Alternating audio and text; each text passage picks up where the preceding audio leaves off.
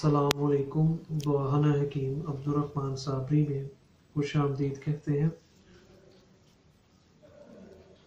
आज मैं आपको एक नहायत ही फ़ायदेमंद तीला बनाना बताऊंगा, जो कि बहुत ही अच्छा इसका फार्मूला है और बड़ा फ़ायदेमंद है, ख़ास करके उन लोगों के लिए जो मुश्त ज़नी की वजह से अपने नफ्स को ख़त्म कर चुके हैं या बिल्कुल बर्बाद कर चुके हैं। तो अगर आपके साथ ऐसा मसला है कि आपकी बुरी आदत की वजह से आपका नफ्स जो है कमज़ोर हो चुका है या ख़त्म हो गया है, तो उसकी ताकत को बहाल करने के लिए इस तीले का आप इस्तेमाल करें और इससे फ़ायदा हासिल करें। और उसके अलावा वो लोग भी जिनका नफ्स बिला किसी वजह से दिन ब दिन कमज़ोर हो रहा है या बिल्कुल ही जिनके नफ्स के पट्टों का जो है वो काम सही तरीके से नहीं करते या इंतशार बिल्कुल कम है, अगर आप अपने इंतशार को बढ़ाना चाहते हैं, ताकत को बढ़ाना चाहते हैं, तो इस तीले का इस्तेमाल करें। क्योंकि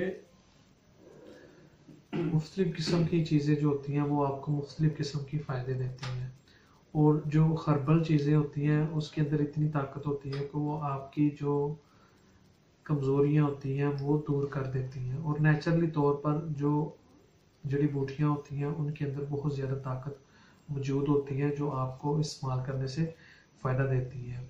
तो अगर आपको कोई सही नुस्खा मिल जाता है तो उसका आप इस्तेमाल करते हैं तो लाजमी आपको फ़ायदा देता है।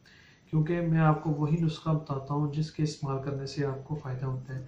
क्योंकि अगर कोई चीज़ ऐसी होती है जो आपसे नहीं बन सकती, तो वो ख़ुद हम आपको उसके प्रोडक्ट के बारे में मालूमात दे देते हैं कि ये हमारी प्रोडक्ट है, ये बड़ी अच्छी है, इसे आप इस्तेमाल करें और इससे फ़ायदा हासिल करें। तो नुस्खा भी मैं आपको वही बताता हूँ जिसके इस्तेमाल करने से आपको सिर्फ़ और सिर्फ फ़ायदा होता है और आपके पैसे ज़ाया नहीं होते।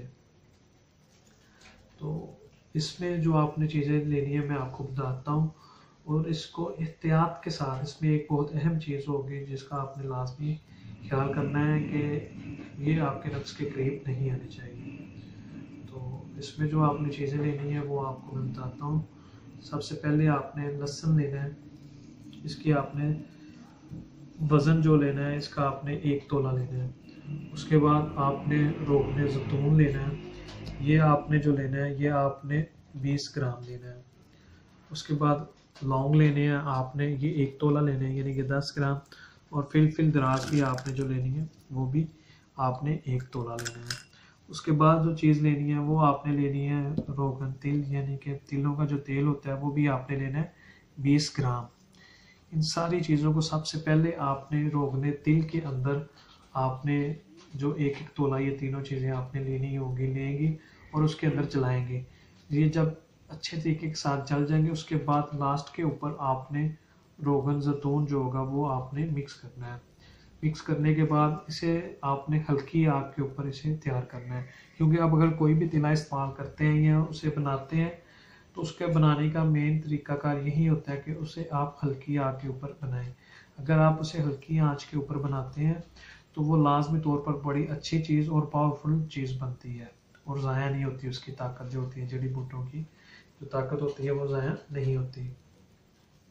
जब आपका ये तैयार हो जाए, इसके 4 से 5 कतरे लेके आपने नफ्स के ऊपर इसकी मालिश करनी है और रोज़ाना रात को इसकी आप मालिश करें। और आपके नफ्स के जो ख़ास बात है वो यही है कि इसको आपने गीला पानी जो यानी कि ठंडा पानी होगा वो आपने नहीं लगने देना। तो ठंडे पानी से आपने परहेज़ करनी है, आपके नफ्स के ऊपर ना धोए से, ठीक है। और अगर आप इसका तेज़ तरीन और अच्छा रिज़ल्ट लेना चाहते हैं तो इसके ऊपर फिर आप पान का पत्ता जो होता है वो बांध लें। इससे लाजमी आपके नफ्स की जितनी भी प्रॉब्लम होती है वो दूर हो जाती है। तो वो लोग जिन लोगों को ये सारा मसला है नफ्स की प्रॉब्लम यानी कि नफ्स की कमज़ोरी या मुश्त ज़नी की वजह से, जिन लोगों का नफ्स बिल्कुल कमज़ोर हो चुका है और वो अपनी ताकत को दोबारा बहाल करना चाहते हैं, वो इस तीले को आजमा सकते हैं। उसके बाद वो लोग जिनका नफ्स दिन ब दिन कमज़ोर हो रहा है, अगर वो अपनी ताकत को दोबारा बहाल करना चाहते हैं तो वो भी इस नुस्खे को इस्तेमाल कर सकते हैं। उसके बाद वो लोग ख़ास करके जिनका इंतशार बिल्कुल ही कम है या इंतशार आता ही नहीं, वो भी इसे इस्तेमाल करें। और इसे आपने 1 माह लाजमी इस्तेमाल करना है, क्योंकि जिस चीज़ की जितनी मुद्दत होती है उसके उसी हिसाब से उतनी देर आप इसे लाजमी इस्तेमाल किया करें और इससे फ़ायदा हासिल किया करें। और मज़ीद अच्छी वीडियोस देखने के लिए हमारे चैनल को लाइक करें, सब्सक्राइब करें। शुक्रिया। अल्लाह हाफिज़।